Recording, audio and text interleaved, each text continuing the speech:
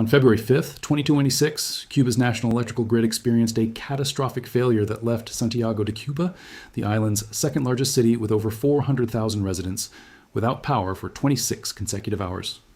During peak demand hours, 64% of the entire island lost electricity simultaneously. The Antonio Guterres power plant, one of Cuba's largest generators, went offline, eliminating 200 megawatts of capacity. Energy analysts at Capila, which tracks global petroleum flows via satellite, stated in late January that Cuba can function for 15 to 20 days at then current consumption levels with remaining reserves. That timeline has now expired.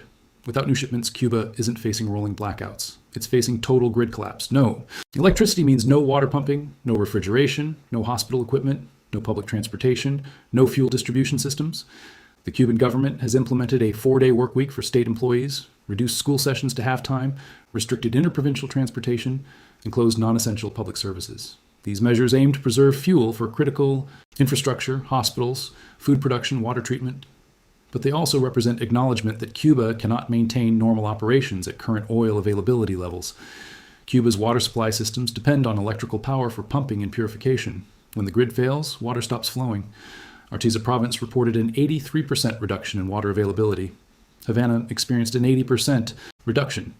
Millions of Cubans now face simultaneous fuel and water shortages, unable to cook, clean, or maintain basic sanitation. Cuba's Minister of Public Health, Jose Anel Portal Miranda, announced in early February that hospitals would substantially decrease surgical activity. The reason? Surgical procedures require significant electricity consumption and minimum safety conditions that the collapsing grid cannot guarantee. Elective surgeries are canceled, emergency procedures are delayed, patients are sent home to rest without treatment because facilities lack the power to operate safely. Provincial hospitals report shortages of critical medications, including painkillers, antibiotics, and gauze. Some facilities lack electricity to refrigerate essential medicines, rendering temperature-sensitive drugs unusable. Cuba is experiencing a triple epidemic. Dengue or Rauch virus, 626 confirmed cases, 76 cases of Guillain-Barré syndrome, 25 encephalitis cases, and chickenpox with 38,938 cases. In 1 week in early February, 33 people died from these diseases, including 21 minors.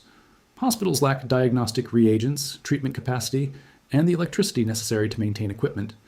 The state-owned company Medlip is expanding production of plant-based syrups, oregano, eucalyptus, aloe vera, marketed as treatments. The regime frames this as innovation. The reality, there's nothing else. Modern pharmaceuticals require imports that demand foreign currency Cuba doesn't have, or domestic production requiring electricity Cuba can't generate. When hospitals offer herbal syrups instead of antibiotics, it's not a choice. It's the only option remaining. In early February 2026, food prices in Havana reflected total disconnection from official wages. Potatoes, 450 pesos per pound. Onions, 380. Beans, 500. Meat, 1,000. A single modest grocery purchase for basic staples, 10,300 pesos. Meanwhile, average state workers earn 6,300 pesos monthly. Teachers earn 5,195 pesos. Healthcare workers earn 6,562 pesos. A doctor earning 4,500 pesos, approximately $16 at informal exchange rates, cannot afford rice, chicken, or toothpaste in a month's salary. This is what maximum pressure produces in practice. Hospitals without power, people without water, wages that can't buy food, and a population that's lost 1 million people to immigration since 2021, 18% of the total population fleeing in 5 years. The humanitarian catastrophe is documented. Now the strategic question, can the regime survive what's coming? And if it can't, what happens next? On February 5th, President Miguel Diaz-Canel stated that Cuba is willing to engage in dialogue with the United States, a dialogue on any topic, but without pressure or preconditions, and emphasized that any talks must occur from a position of equals, with respect for our sovereignty, our independence, and our self-determination, and without interference in our internal affairs. This frames Cuba as open to negotiation whilst drawing a red line. The political system, constitution, and sovereignty are not negotiable regardless of pressure.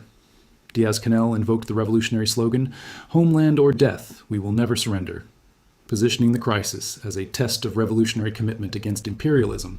He referenced the 32 Cubans killed fighting U.S. forces during the Venezuela raid on January 3rd, framing American actions as military aggression that Cuba must resist at all costs. President Trump stated in early February, "I think we're going to make a deal with Cuba," asserting that the United States is talking to the people from Cuba, the highest people in Cuba, to see what happens. The White House messaging suggests imminent substantive negotiations, but multiple reports contradict this narrative. According to reporting based on accounts from 5 Cuban and American officials requesting anonymity, the deal Trump claims is near completion is not being pursued in any official high-level diplomatic discussions. The only confirmed substantive contacts between Cuban and American officials involve purely technical matters. The United States informs Cuba when flights with deported migrants will arrive. Cuban officials acknowledge receipt. That's it. No negotiations on sanctions relief, political reforms, or crisis resolution. A senior White House official told Dropsite News that Trump's claims about discussions with the highest people in Cuba originate from Secretary of State Marco Rubio's misrepresentation of bilateral relations. The suggestion Rubio, who has pursued Cuban regime change as a personal political objective for decades, may be deliberately preventing genuine negotiations to ensure diplomatic failure, making regime change the only path forward for an administration that might otherwise prefer a face-saving deal. The regime says it won't negotiate under pressure. Washington sends contradictory signals about whether it wants collapse or a deal. Russia and China pledge support, but limit actual deliveries. The oil countdown continues. None of these positions tell you what actually happens when reserves hit zero. Let's map the possible pathways, because the next 30 days will determine which future Cuba enters. The oil countdown creates urgency, but it doesn't determine outcomes.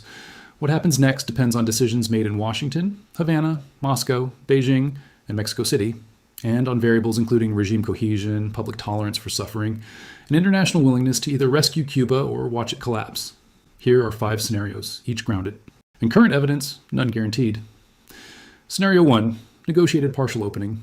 Russia, China, and Mexico stabilize minimal oil supply, 30,000 to 40,000 barrels per day combined, just enough to prevent total grid collapse, but not enough to restore normal function. This buys time for negotiations. Facing unsustainable humanitarian catastrophe, Cuba accepts partial reforms, economic liberalization, political prisoner releases, foreign policy distancing from Russia. In exchange, Trump administration suspends tariffs and allows limited sanctions relief, enough to import petroleum and essential goods. Trump wants wins he can claim as negotiated victories. A deal where Cuba makes symbolic concessions and Trump declares success allows both sides to avoid total war. The regime survives. Trump claims regime change without invasion. Humanitarian crisis stabilizes, but hardliners within Cuba view any concession as existential threat to the revolutionary system. Geisha military elites may refuse reforms that undermine their economic control. And on the U.S. side, Rubio and congressional Republicans may demand regime change, not reform, making partial openings insufficient to lift pressure. Scenario 2, permanent crisis state. International support provides just enough to prevent total failure, but not enough to restore normal function. Russia sends sporadic shipments, 20-day supplies every few months. China continues symbolic aid. Mexico provides humanitarian goods, but no petroleum. Cuba survives at subsistence level indefinitely. Crisis becomes permanent condition. 12-hour blackouts continue. Severe scarcity becomes normalized.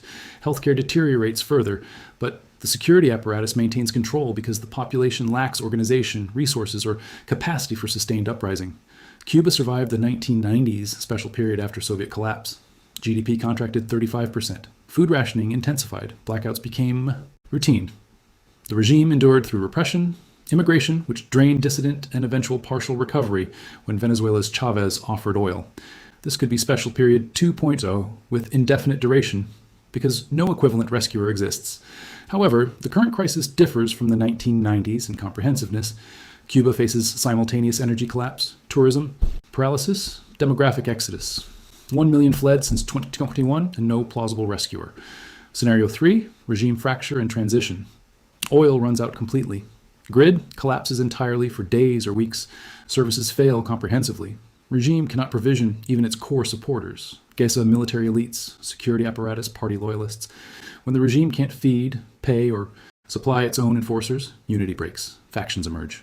One arguing that negotiations with the United States represent survival, the other insisting on defiant resistance regardless of cost.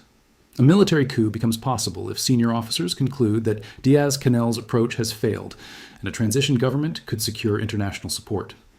Military-led transition government negotiates with Washington. Prisoner releases, constitutional reforms, elections within defined time frame in exchange for immediate sanctions relief, and humanitarian aid or reformist faction within the Communist Party initiates gradual opening similar to Vietnam or China, market reforms whilst maintaining party control. If total grid collapse triggers popular uprisings larger than July 2021, regime response determines trajectory. Violent repression could accelerate elite fracture if military commanders refuse orders to fire on massive crowds. Scenario 4, U.S. military intervention. If Supreme Court ruling jeopardizes EPA authority for tariffs, administration escalates to full naval blockade.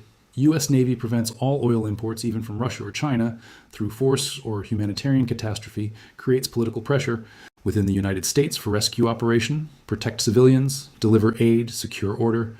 Do Moscow and Beijing run the blockade, deploying naval escorts for tankers to Cuba? Do they accept American hemispheric dominance and limit responses to diplomatic condemnation? These questions are unknowable until tested. This would represent the most significant U.S. military action in the Western Hemisphere since Panama in 1989, and the first direct confrontation with a state hosting Russian military infrastructure since the Cold War. Lord's facility with 3,000 to 500 Russian personnel creates tripwire risk. Scenario 5, great power intervention or face-saving deal. Moscow and Beijing decide to make Cuba a multipolarity demonstration, directly challenge U.S. hemispheric control by deploying tanker fleets and military escorts, delivering sufficient oil to stabilize Cuba regardless of American threats. Costly, risky, but possible as great power signaling. While Trump accepts face-saving deal, Cuba makes symbolic concessions. Trump claims these as major victories, suspends tariffs, declares success. Both sides avoid catastrophic outcomes whilst preserving core interests. Requires all major actors to shift positions simultaneously. Alignment seems improbable, but not impossible. 5 scenarios. The oil countdown continues regardless of which pathway opens. What we know, Cuba cannot sustain current operations without new petroleum supplies. What we don't know, whether the regime negotiates, fractures, endures, or gets toppled by external force. Cuba's crisis validates what Venezuela's collapse already demonstrated. Economic models built on external subsidies collapse when the patron disappears. Whether that patron is global oil prices, Soviet subsidies, or another country's petroleum shipments doesn't fundamentally matter. Dependency creates fatal vulnerability that no amount of ideological commitment can overcome.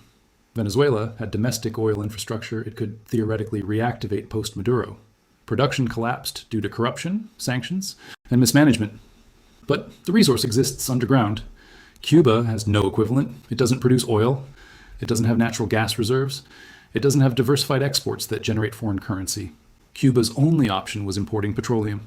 And when superpowers decide to cut the supply, there's no fallback. For 25 years, Venezuela's subsidized oil masked the urgency of structural reform. Why develop solar infrastructure when petroleum arrives for free? Why restructure state enterprises when losses get covered by resold oil revenue? Why address agricultural collapse when you can import food with foreign currency? The dependency was comfortable until January 3rd, 2026. Then it became lethal. The lesson: subsidies that prevent pain also prevent adaptation. When they stop, the patient discovers the disease was terminal all along. Russia and China both condemned the blockade as illegal under the UN Charter. Both pledged solidarity and support. Both framed American pressure as unilateral overreach, and both provided token assistance insufficient to prevent Cuba's collapse. Russia sent 100,000 tons of oil in January, 20 days of consumption. China sent $80 million and 60,000 tons of rice. These aren't trivial, but they're not decisive. Russia is constrained by the Ukraine war. China is unwilling to challenge U.S. dominance in the Western Hemisphere when it risks broader economic retaliation. Both value Cuba as a geopolitical signal, Russia's Lourdes facility, China's infrastructure projects, but neither values it enough to deploy tanker fleets through American naval interdiction. Whilst analysts map scenarios and diplomats issue statements, 11 million Cubans face the cascade. 26-hour blackouts, hospital surgery cancellations, water supply failures, food prices exceeding monthly wages, diseases spreading without treatment capacity, and mass immigration that's already removed 18% of the population since 2021. Great powers pursue competing interests. The Trump administration tests whether economic siege can force regime change without invasion. Russia and China signal hemispheric presence whilst avoiding confrontation. Mexico navigates impossible choices between solidarity and economic survival. The Cuban regime frames resistance as revolutionary duty. And ordinary Cubans who didn't choose dependency on Venezuela, didn't design the economic model, didn't decide geopolitical alignments, endure the consequences of decisions made by elites in Havana, Washington, Moscow, and Beijing. We don't know if the regime can negotiate. Diaz-Canel says dialogue is possible without preconditions. Trump claims a deal is imminent. Drop-site news sources say substantive talks haven't begun. Rubio may be blocking negotiations. The gap between public messaging and actual diplomatic contact remains opaque, and that gap determines whether there's an off-ramp from this crisis or whether it accelerates toward collapse or confrontation. Elite cohesion under total system failure is untested. Cuba's military endured the special period, but this crisis is more comprehensive. If the regime can't provision its enforcers, does unity fracture? Do competing factions emerge? The answer determines whether Cuba faces managed transition, military coup, chaotic fragmentation, or continued authoritarian control despite humanitarian catastrophe. Is this regime change through sustained pressure or leverage for a negotiated deal? Does the administration want Cuba to collapse, or does it want concessions it can declare as victory? The Supreme Court ruling on EPA authority could force escalation to military blockade. Trump's own statements contradict each other. The uncertainty creates strategic ambiguity, but it also means no one, including the actors involved, knows where the red lines actually are. By March, we'll have answers. Cuba either finds a lifeline, negotiates an exit, collapses internally, faces external intervention, or something none of the scenario planners predicted. The unknowns resolve through events, not analysis. It's mid-February 2026. Cuba's oil reserves have likely reached critical levels, possibly days, possibly exhausted, depending on undisclosed rationing measures and unreported shipments. The grid operates sporadically. The humanitarian cascade continues. The geopolitical chess match proceeds, and the question remains unanswered. Can 11 million people survive whilst great powers decide what happens to their island? The verdict isn't in yet. The oil countdown continues. The scenarios remain open. The evidence documents the crisis. It doesn't predict the resolution. What we know is this. Cuba entered February 2026 with 15 to 20 days of reserves. We're now past that timeline. What happens when the countdown hits zero? We're about to find out. If you made it this far through the dependency autopsy, the geopolitical actor analysis, the humanitarian cascade documentation, and the scenario matrix, you've invested serious time in understanding a crisis that most coverage reduces to headlines. This is the story YouTube's algorithm doesn't naturally promote. Too long, too complex, too much context required, no viral hook that fits a 60-second clip. If this analysis was worth your time, hit like to signal that to the algorithm. It genuinely matters for whether this kind of coverage survives on the platform. Subscribe for the next chapter because this crisis isn't over. By March, we'll know whether Cuba found a lifeline, negotiated an exit, collapsed internally, faced external intervention, or something none of us predicted. The oil countdown that opened this video has likely expired. What happens when reserves hit zero? I'll be documenting whatever unfolds with the same forensic approach. Multiple perspectives, transparent sourcing, evidence led with context. The verdict on Cuba's crisis isn't in yet, but the evidence keeps accumulating, and I'll keep analyzing it. Your engagement makes that possible. Thanks for watching.